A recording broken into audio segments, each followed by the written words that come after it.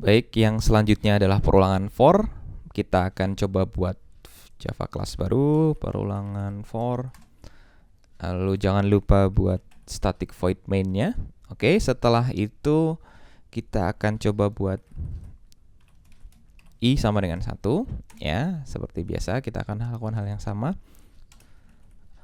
Oke, sintaks for diawali dengan for. Ya, ini agak beda sintaksnya dengan while tadi.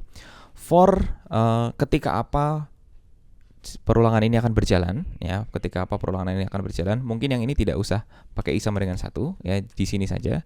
Ketika i sama dengan 1, ya. Lalu diikuti dengan ketika apa perulangan ini akan dijalankan, ya. Jadi ketika i masih kurang dari sama dengan 10. Oke.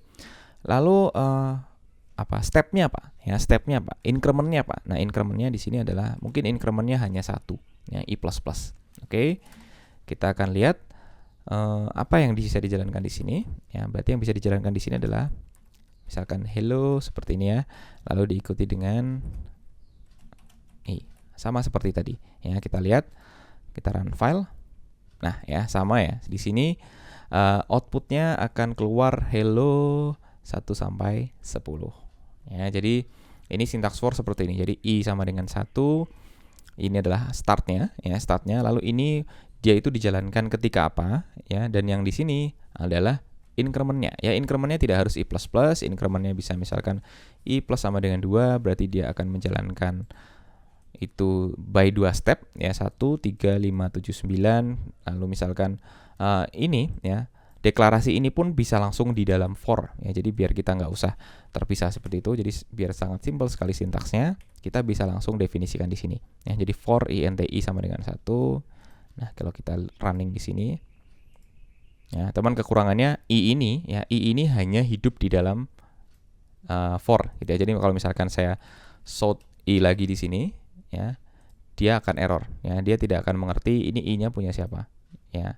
I-nya punya siapa di sini, ya. Jadi i-nya ini hanya hidup di dalam for. Jadi kalau misalkan i-nya itu saya definisikan di luar, ya, di luar di sini.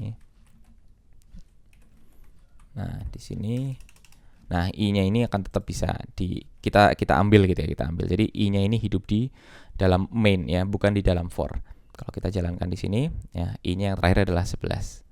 Oke, itu ya. Jadi ini adalah sintaks for, ya. Jadi ada 3 sintaks tadi, ada do while, dan ada for. Nah, lalu selanjutnya ada sintaks khusus, ya, yang namanya break dan continue, ya. Break dan continue ini sering kita pakai di dalam di dalam perulangan, ya. Bisa di for, bisa di while atau di do while. Kita akan lihat di video selanjutnya.